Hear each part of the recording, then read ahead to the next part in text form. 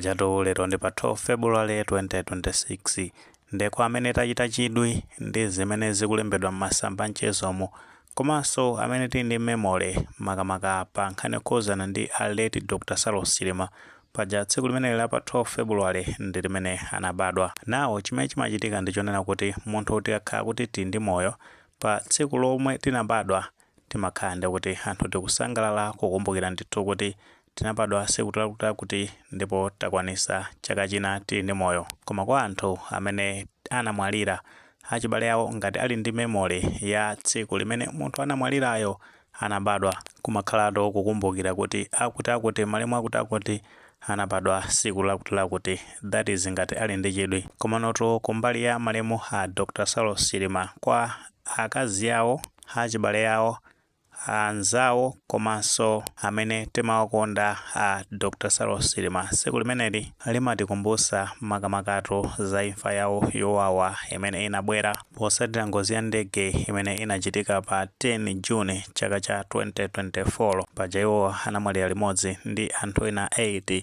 pamene anali pa ulendo wopita kumaliro a malemu a Lafu Kasambala ku Nkhatape. Nawo potsatira zimenezi akazitu a malemu a Dr. Saulos Chilima alemba pa tsamba la mchezo la Facebook uthenga okhuzana ndi aleti Saulos Chilima makamaka potengera kuti tsiku la lero ndi limeneno aleti Dr. Saulos Chilima anakhala zoti ali ndi moyo bwezi akukumbukira kuti akwanisatu zaka 53 potengeranso ndi tsiku limene anabadwa. Ndipo potengera ndi uthenga umene akazi a malemu Dr. Saulos Chilima alemba pa tsamba la mchezo la Facebook akunena zonena kuti imfa ya amunawo a Dr. Saulos Chilima sazayiwala mpaka nakalekale. Imfa tu imeneyi inabwera yosamveseseka koma no Mulungu yekha ndi amene akudziwa chilungamo pa nkhani yokhuzana ndi imfa ya amene a Dr. Saulos Chilima. Ndipo akupitiriza kufotokoza kunena zonena kuti chenicheni chimene amunawo a Dr. Saulos Chilima anafera samachidziwa potengeranso kuti imfa yawo ya Dr. Saulos Chilima inali yowawa kwambiri komanso yoopsa. Ndi anapitiriza ndi kufotokozera kuti lero pa 12 February bwezi akukumbukira kuti a Dr. Saulos Chilima ali ndi zaka 53. Ndi akuti chowawa kwambiri ndi chonena kuti a Dr. Saulos Chilima anamwalira ali Mkhristu komanso Mkhristu wake wachifundo okondanso dziko lake komano anamwalira asakuzindikira zonena kuti anthu a dziko lake la Malawi amamukonda kwambiri. Uthengatu owawa uthenga opweteka kwambiri komanso zomvetsa chisoni kuti munthu azikhala ndi memories ngati amenewa. Ndetu siokhawa amene Chilima taonanso a Felix Njawala omwetu ndi phungu wa chipani cha United Transformation Movement paja chipani chimene cha UTM amene anali mtsogoleri anali amenewa aleti Dr. Saulos Chilima. Nawonso ndithu alemba uthenga wodandaula pa tsamba la mchezo la Facebook pamene akufotokozera zonena kuti tsiku ngati la lero anakhala zonena kuti aleti Dr. Saulos Chilima anali moyo. Ndi kuti bwezi kuti achitidwa maflyer akuzungulira ndithu kupatiza pamene pa tsamba la mchezo la Facebook a Dr. Saulos Chilima patazazatu mauthenga owafunira zabwino mwetu akukumbukira tsiku lobadwa. Koma notu sizili chomwechi chifukwa cha imfa imene inabwera, imfatu yomvetsa chisoni yosakhala bwino yosamveseseka ndimene alembera pamenepo a Felix Njawala. Awapata ngonako kwa anthu ochepa chabe koma ndi ochuluka amene alemba uthenga okhuzana ndi malemu a Dr. Saulos Chilima zimene zikutanthauza zona kuti imfa yawo imakhuza anthu ambiri, imabwereka ndithu anthu ambiri timamva kuwawa ndimene anapitira a Dr. Saulos Chilima. Potengeranso ndi imene nkhani imeneja inayendera yokhuzana ndi imfa yawo paja monga ambiri tikudziwa bwino komanso tafotokozera kale kuti a Dr. Saulos Chilima anamwalira pa 10 June chaka cha 2024 pamene amapita kumaliro a malemu a Lafu Kasambala.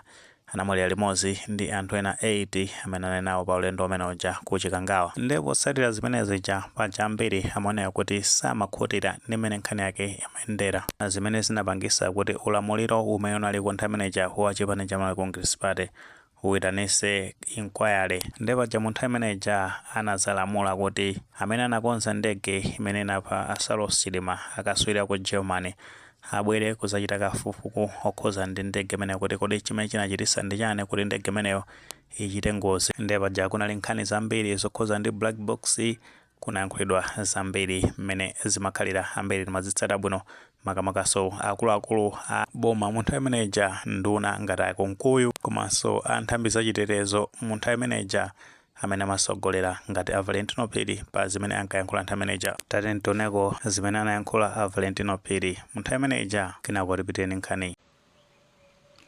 Pali zovuta zingapo zimene tikumana nazo. Choyamba ndi forest ya Chikangawa kumene kukutchulidwa kuti ndegeyi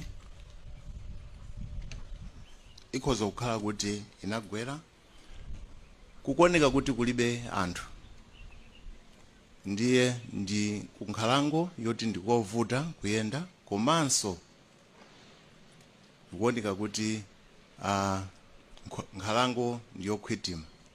Chabwino tamva akukamba zona kuti ndege imeneyo inagwa kumalote kulibe midzi komanso nkhalango ndiyokhwitima kwambiri, zomweno kafukufuku atabwera zinali zinthu zabodza. Akonkuyu anayankhulapo nkhani yokhoza ndi black box, ambiri tinatsatira bwino pa zimene anayankhula. Ndipo osatira zimenezi tinaona kuti pa 13 July chaka cha 2024 akatswiri amene aku Germany a BFU anazalemba pa website yawo kunena kuti anapasidwa black box kuchokatu ndoti kwa akuluakulu aboma mu nthawi imeneja, komanso anapanga extract audio ya zimene zimayankhulidwa mu ndegemo, zimene amayankhulana anthu mndegemo. Kuphatikiza pamenepo ndikuti anatenga data ina yokhuzana ndi zimene zinali za mu ndege imeneyo, makamaka zimene zinachitisa kuti ngozi ya ndege imeneyo ichitike. Fortunately uthenga umenewo atawupanga publish pa website yawo.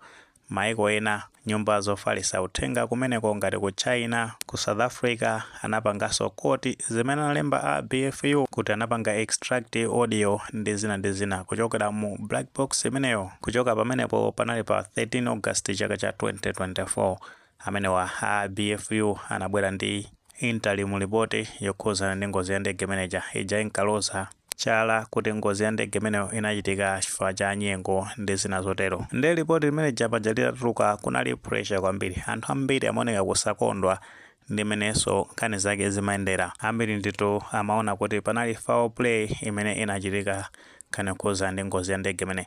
Ndipo osatira zimenezi chifukwa cha pressure imeneyo tinaona kuti mtsogoleri wa dziko nthawi imeneja Lazarus Chakwera anazapeza zoti asankha Commission of Inquiry imene inkasogoleredwa nthawi imeneja ndi Justice Jaba Halide. Ndipo paja munali anthu ngati achinanamiwa, achinatiwa Nyirenda amene ndi mbusa wa mpingo wa Seventh Day.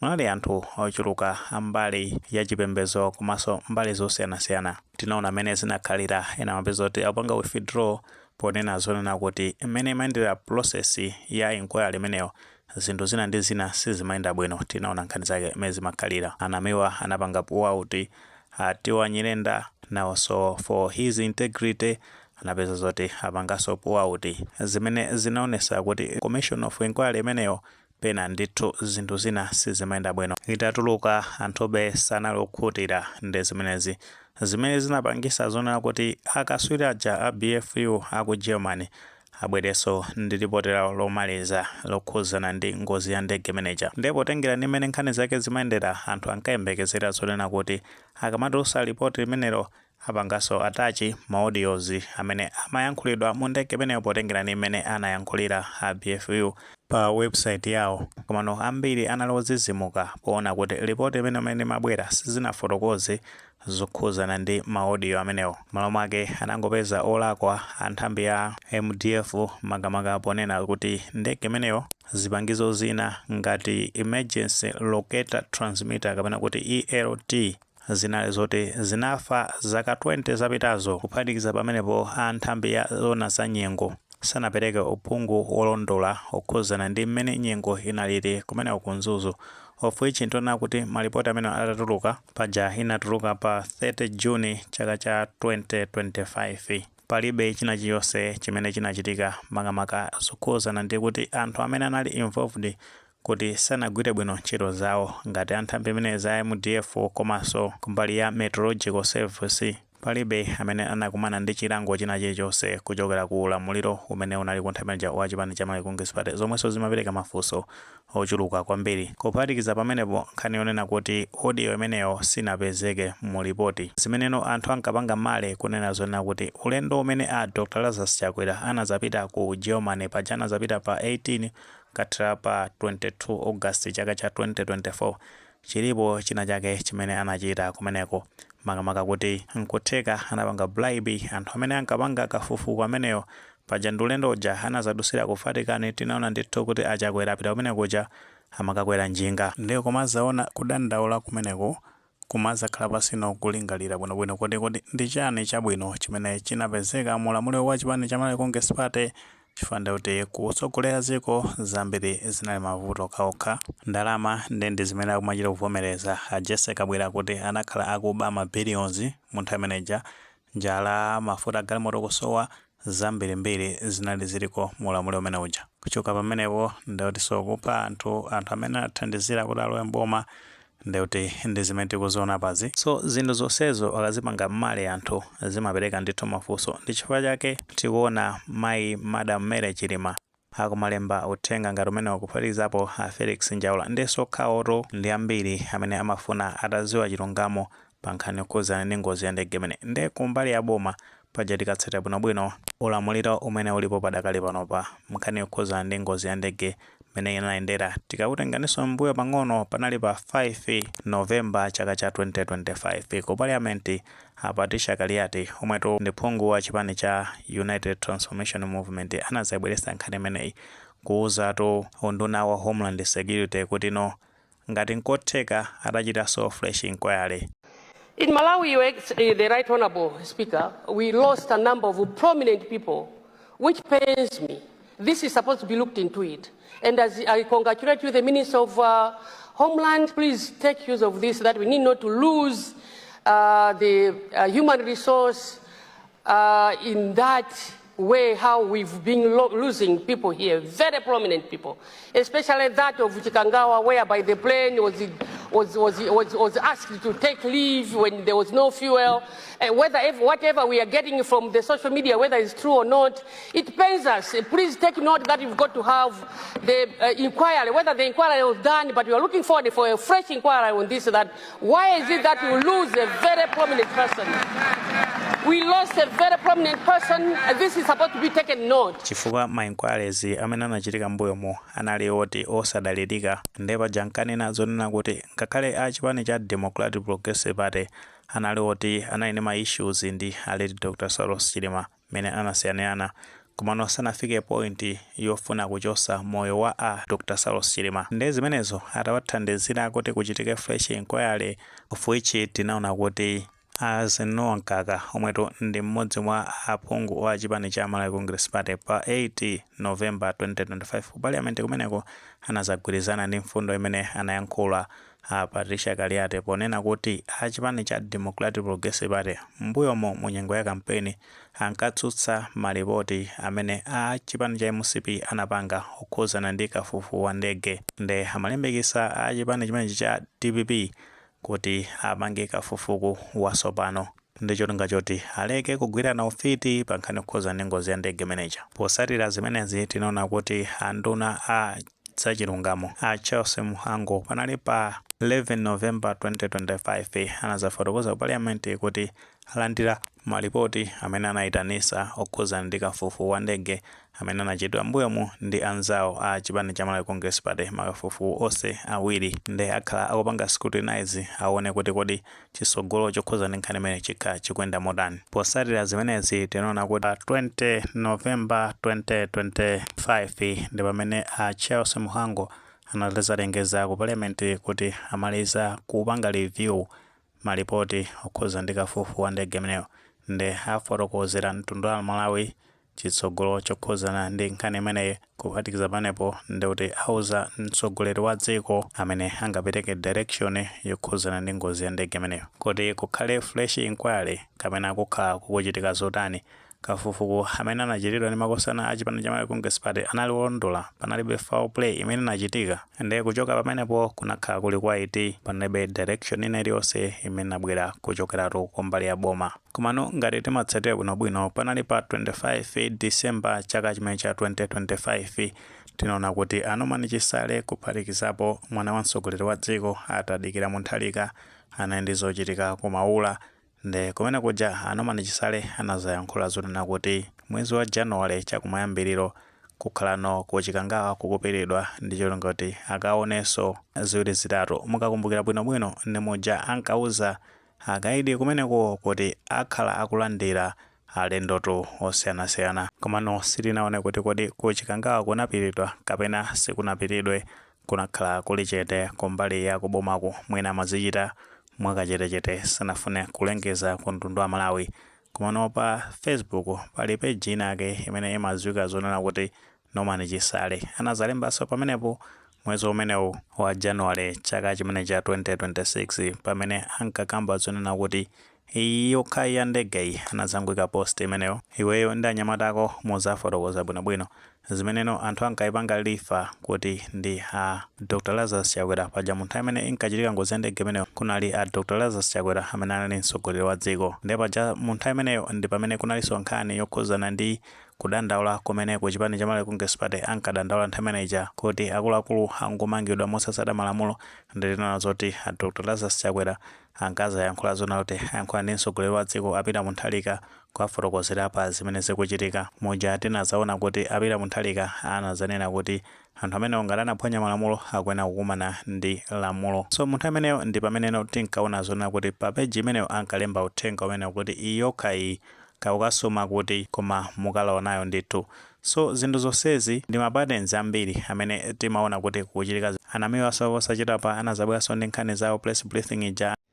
Uno ndi msonkhano wathu wa nkhani ili pano siya chilendo. Nkhani yake ndionena kuti muziko muno munachitika ngozi kuti sidachitikepo, koma kachitidwe ka zinthu pa ngozi imeneyo sikanayende bwino. Ndiyo tabwera pano kuuza mtundu wa Malawi kuti ife asidedi bungwe lanu la sidedi lalembera kalata mtsogoleri wa dziko lino Professor Arthur Peter Mutharika kuti Amalawi akufuna kafukufuku wina. Amalawi ena kunena kuti ayi anthu angoyamba kumangidwa, ndi anthu ane kuti kodi uyamba kumangidwa akhale ndani, pali mafunso apo. Ndinene kuti zaziwika Amalawi muziwe kunena kuti ngakhale tinauzidwa zangoziwicha pakati pa usiku pa 10 pacha Achakwera anauzidwa, analandira telefoni kuchokera kwa mtsogoleri wa dziko lino loyandikana nalo kwauza kuti pamalo akuti pagwa ndege. Zonse zimene Achakwera amakamba kuti ayi ndi kudikira malipoti zinali zaboza. Analatauzidwa nthawi yomweyo kuti panthungwa pagwa ndege, mupite mukaone. Zambiri ndithu zimakhala zikuchitika, ambiri ali ndi mauthenga ndithu zinthu zina zimene zimachitika. Komano anthu akungodikira kuti aboma ndameneno angapereke direction. Ndipo tengeranso ndi uthenga umene Mary Chilima alemba pa tsamba la mchezo la Facebook ndipati yodandaula kuona kuti ambali ya boma sakuyankhulapo kuti kuchitika fresh inquiry kapena amene anachitika kalekaleyo ndolondola. Komano ngati amene anachitika kalekaleyo ndikuti amachita kuonekeratu kuti zambiri sizinaende bwino, panachitika ndithu zachinyengo. Nkutheka anthu enake amapanga conceal information mwachidule. Anthu ambiri amakhulupirira zonena kuti imfa imeneja inachita kukonzedwa ndithu ndi akuluakulu aku chipani cha Malawi Congress Party potengera nimene nkhani zake zimayendera. Nkutheka tomwe ndi maganizo pa nkhani imeneyi pamene tunazona kuti Mary Chilima alemba uthenga wodandaula kunena zona kuti pa 12 February ndi tsiku limene Dr. Salos Chilima aleti Dr. Salos Chilima amene akukumbukira tsiku limene anabadwa. Komano imfa yawo inapereka mafunso ochuluka makamaka pa zifukwa zimene anthu anachosera moyo wa Dr. Salos Chilima. Ngati maganizo amenewo alipo fotokozani comment section, koma molemekezanso maganizo anzathu. Sewole panga like video imene komanso panga subscribe channel chimene cha Fox Malawi News 18 ndikuti nkhani zambiri zamachitika ndikuti zitakufikirani mosavuta.